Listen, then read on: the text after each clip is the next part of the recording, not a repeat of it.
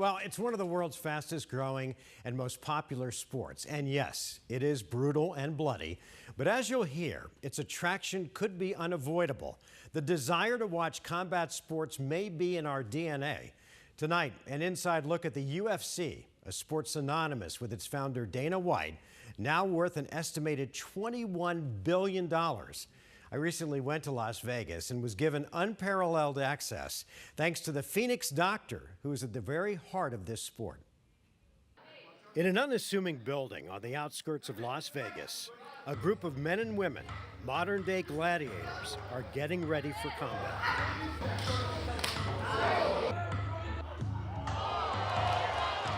Bantamweight Victor Henry is about an hour away from his fight against Pedro Falcao. So 90 minutes out, do you feel any butterflies or nerves, or this is strictly business? What are you feeling?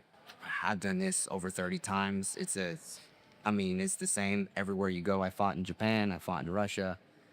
You know, it's a fight. You know, you're gonna go out there, you're gonna scrap with somebody. The goal remains the same. There's no butterflies. I mean, there's intent and focus.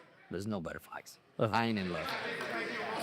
Now, just hours before fight time, the fighters are getting ready to inflict damage, while UFC medical director Dr. Jeff Davidson, a Phoenix native, will do everything in his power to keep the fighters safe. All these athletes go through such intense medical examination prior to being even allowed to get a license to participate in the event. So imaging of their brains, blood work, EKGs of their heart, if needed, further heart testing, x-rays of their chest, physical exam, eye exam. So we're very comprehensive in physically making sure that the individuals in the cage are the best professional athletes in the world. As the minutes until fight time tick down, the teams are busy taping and wrapping. Once they get the gloves, which they don't get until, I'll say, event time, so that we can keep track of them so that we know they're not being manipulated. But the fighters will start to break them in.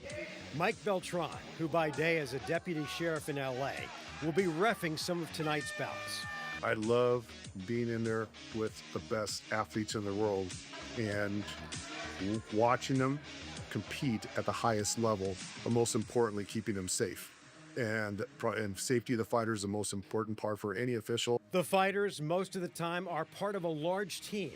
The team helps support them while they try to climb the ladder that they hope will ultimately lead to a championship, which is where the real money is.